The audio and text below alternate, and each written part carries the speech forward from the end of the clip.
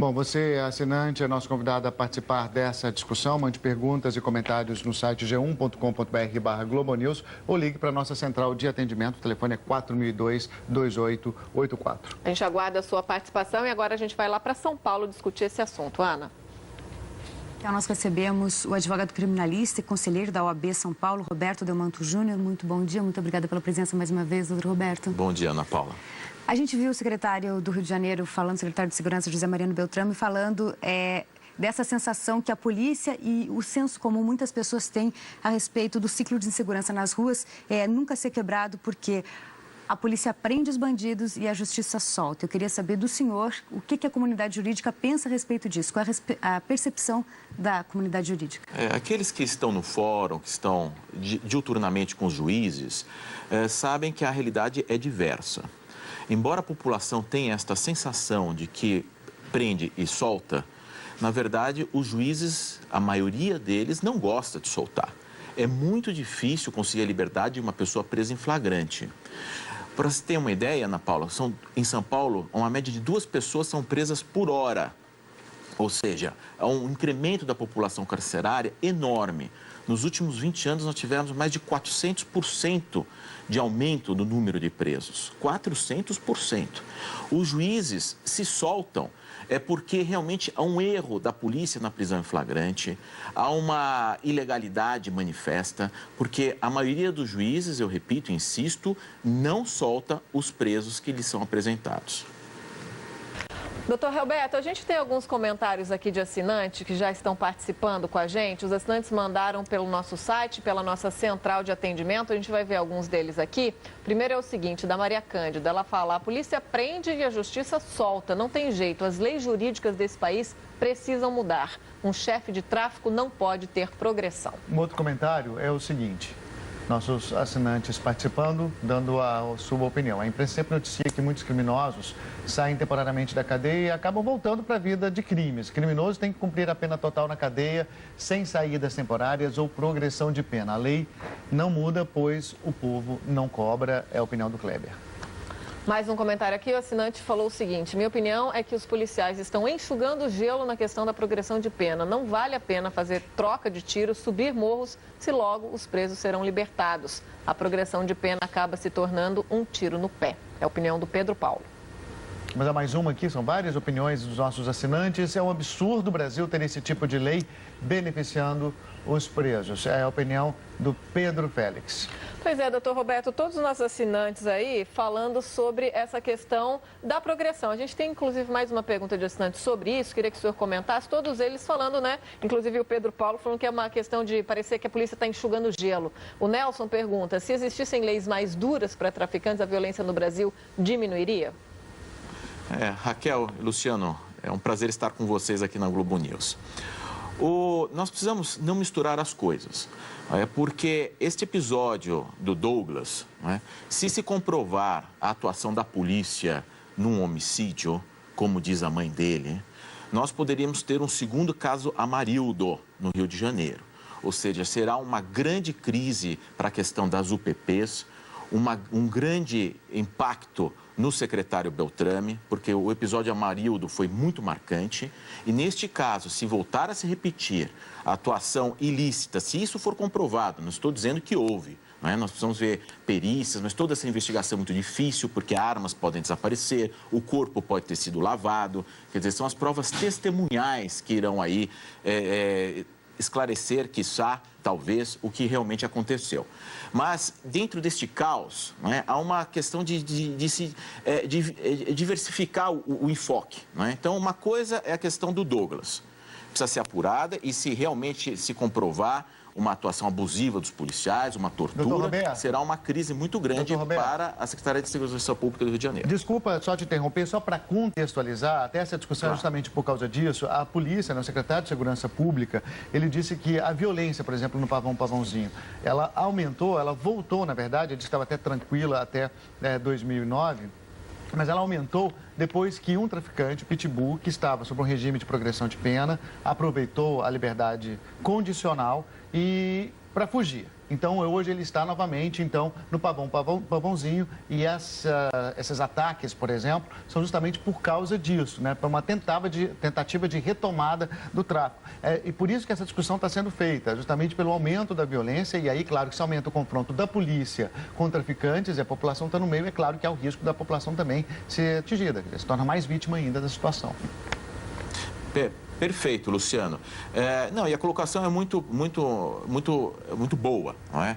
Na questão é que nós vivenciamos um aumento da população carcerária, como diz, de 400%. Nós temos hoje 550 mil presos no Brasil, a um custo de R$2.000 cada preso. Mais da metade é reincidente, ou seja, já praticou um crime anteriormente. Então, nós temos leis, evidentemente, que propiciam uma progressão de regime, por exemplo, no tráfico, depois de cumprido 2/3 da pena, se ele for reincidente. Nós temos o início de cumprimento em regime fechado. Como eu disse, o juiz, havendo prisão em flagrante, não solta. Ele só solta se realmente houver uma ilegalidade, ou seja, se a polícia prender mal. Então, se nós verificarmos, né, evidentemente que existem solturas que não deveriam acontecer, como no caso desse traficante, é evidente, não é? Mas o nosso sistema carcerário está tão denegrido, está tão podre, literalmente podre. Não é? O termo é forte, mas é esta sensação que fica se enxugando o gelo. Doutor Delmanto, mas quem são esses presos? O senhor me falava que são pequenos traficantes. E os grandes traficantes, os grandes criminosos, eles são presos e eles permanecem presos? Eles têm direito à progressão de pena, à saída como indulto de Natal, indulto de Páscoa? Quem são essas pessoas e como é feito como se separa o joio do trigo? Perfeito. Eu digo que a polícia prende muito e prende mal. Nós temos, dentro dos 550 mil presos, 80 mil presos por furto. 170 mil presos, a maioria deles pequenos traficantes, ou seja, são aquelas pessoas que ali com pequeno tráfico, que na verdade não são os que estão por trás do grande tráfico, não é? São mulas, são a ponta da lança, não é? E nós temos 220 mil presos, mais ou menos, por roubo. Então, este é o quadro. Então, tem 80 mil por furto. Precisariam estar presos por furto? Se saíssem essas pessoas, nós teríamos um sistema penitenciário mais arejado. Não é? Então, e o grande traficante acaba não sendo preso. E quando é preso, como no caso deste específico, que causou esse tumulto tudo na comunidade Pavãozinho, evidentemente que os juízes soltam, porque a lei determina isto, porque o juiz, a tendência é manter presos. Agora, nós temos que cumprir as nossas leis. Se o sujeito passou 2/3 preso, do tempo da prisão, da condenação preso, teve bom comportamento, a lei manda soltar. Agora, nós precisaríamos aí avaliar a mudança dessa legislação ou não, isso é uma questão para o Congresso Nacional, mas eu digo, nós já temos mais de 500 mil de presos. O Brasil vivenciou a questão de Pedrinhas no Maranhão, o presídio em Porto Alegre, quer dizer, não tem mais aonde enfiar gente. Então, mantendo todos na cadeia, a gente não tem onde colocar, tem mais 500 mil de mandados de prisão expedidos para serem cumpridos. Ou seja, há uma falência e nós devemos cobrar dos nossos governantes as medidas a serem adotadas. Doutor Roberto, a gente tem mais participação de assinante aqui. Vamos ler alguns comentários que chegaram para a gente. Penso que a progressão de medida só poderia ser aplicada para presos comuns. É o que a Ana estava falando, né? Nunca para os sabidos traficantes, é o que disse o Alexandre aí, de determinar quem merece, né? Ou quem deveria ter esse benefício. O outro comentário é o seguinte: quando houve manifestação pelo país, os secretários de segurança e até governador foram a Brasília pedir mais rigor nas punições. Porque as autoridades não vão pedir mudanças na lei, pedir plebiscito. Sou a favor da prisão perpétua. A PM prende e a injustiça solta, é a opinião do Jean. Eu queria conversar agora com o advogado da OAB no Rio de Janeiro, Rodrigo Mondego. Tudo bem, doutor? O senhor me ouve bem? Oi, doutor. A gente está falando sobre essa questão aí, né, dessa injustiça que o nosso assinante até colocou, né? A polícia prende, a injustiça solta, e essa discussão em relação a quem merece esse benefício. Quer dizer, o senhor concorda que há um gap aí entre o que a polícia faz e o que a lei permite que a justiça faça posteriormente? A sociedade, ela defende uma lógica punitivista, né, que a polícia implementa, né? Se essa lógica punitivista, né, de punir quem comete um crime de maneira rigorosa, de maneira forte, fosse certa, né? Porque tendo em vista que nossos presídios são diversos relatos de tortura, diversos relatos de violações de direitos humanos, diversos relatos que naquele espaço lá é muito mais fácil ele sair pior do que melhor, né?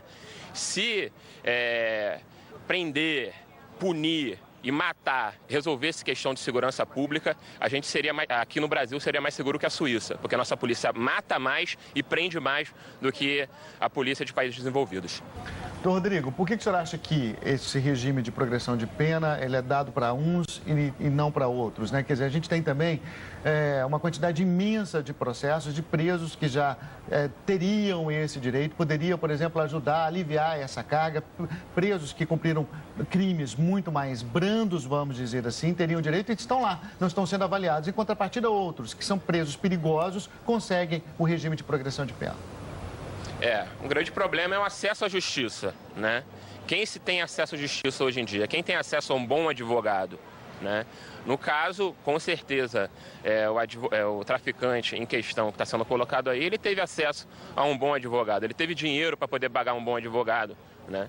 E quem não tem? O pequeno traficante não tem, né? O cara que cometeu um furto de uma galinha, ele não tem acesso a um bom advogado e possivelmente não vai conseguir a progressão de pena, né? As defensorias públicas pelo país, né, têm sérias dificuldades, né? A grande maioria é composta por excelentes profissionais, mas com baixa condição e baixa estrutura para esses defensores poderem atuar. Doutor Rodrigo, na sua opinião, a lei deveria ser revista ou os casos deveriam ser analisados pelos juízes, caso a caso, com mais cuidado na hora de decidir quem deve ser beneficiado num programa de benefícios, de soltura ou não? O que deveria acontecer é a lei ser cumprida, né? Todo mundo ter acesso à justiça, né?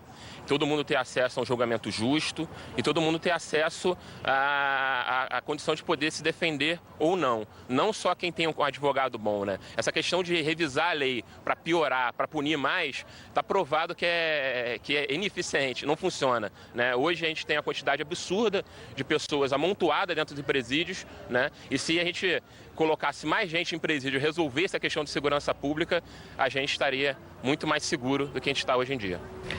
Doutor Roberto, essa discussão não é nova, né? De quantidade de presos, a gente não significa a qualidade da ação policial e nem a qualidade da justiça, a gente sabe disso, né? Agora, na sua opinião, o que poderia ser feito para amenizar isso, né? Porque a gente vê esse trabalho da polícia muito intenso, muitas vezes acusada de ser truculenta, muitas vezes a pessoa é presa e aí acaba sendo solta e aí volta para a comunidade onde a polícia vai prender de novo. Quer dizer, tem um ciclo vicioso aí, né? Onde que pode ser quebrado isso? Raquel, o ciclo vicioso, ele é difícil de se quebrar, né? Nós estamos vivenciando isto e o Brasil agora está exposto ao mundo, né? O ex-presidente Lula fez a Copa do Mundo aqui no Brasil, então todas essas nossas feridas estão expostas ao mundo, né? O Brasil, o grande país que acordou, o grande país, o futuro é hoje, né? De repente nós estamos, esse episódio de Copacabana foi para o mundo inteiro. Então esse problema, como melhorar a situação carcerária, a situação de punição, de controle da criminalidade, ele tem que estar na primeira pauta do governo, porque nós somos uma janela para o mundo. E nós temos que ver a questão, as velhas receitas, a questão da educação, a questão da exclusão social, mais da metade dos presos tem pouca escolaridade, mais da metade é negro ou pardo. E nós temos também falhas nas investigações policiais. Por quê? Por que não vai colarinho branco para a cadeia? Não é porque a lei elitista só prende pobre, só prende pequeno traficante. Não, é porque é mais difícil investigar o colarinho branco do que fazer uma prisão em flagrante de um roubo, de uma prisão em flagrante de um pequeno tráfico. Então, não é que a lei é elitista, é a falta de investigação policial com inteligência devida da Polícia Civil que gera essa distorção. Por isso que nós temos nas nossas cadeias mais da metade de baixa escolaridade, quando nós sabemos que o crime não escolhe grau de instrução. O rico e o culto comete tantos crimes quanto o pobre e o inculto.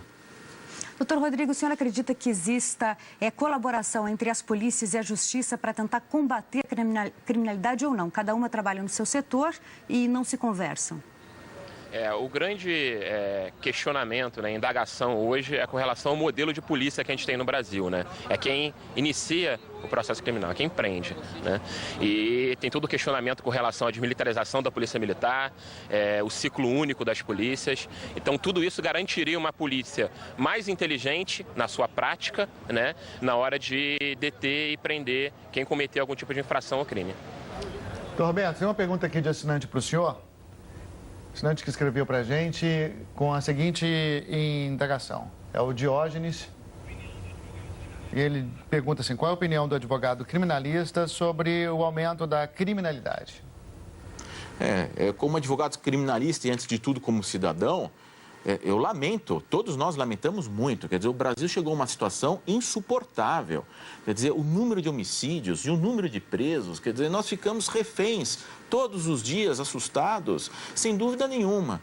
Agora, se o direito penal fosse a solução, nossa, seria uma maravilha, mas não é a solução. Então, nós nos sentimos impotentes. Eu divido com o ouvinte com essa angústia. Nós temos que unir mãos, e lutar por um país mais seguro. Agora, realmente, contar com a justiça criminal é uma grande ilusão, infelizmente. Doutor Roberto Delmanto, muito obrigado por participar mais uma vez aqui com a gente desse debate da edição das 10. Um ótimo dia para o senhor, até a próxima. Muito obrigado. A gente agradece ao doutor Rodrigo também, aqui no Rio de Janeiro. Muito obrigado pela participação. É claro que é um assunto amplo, que certamente vai ser colocado em pauta várias vezes aqui, porque é um problema difícil de ser resolvido, né? Obrigado aos dois. Ana. Ótimo, muito obrigado.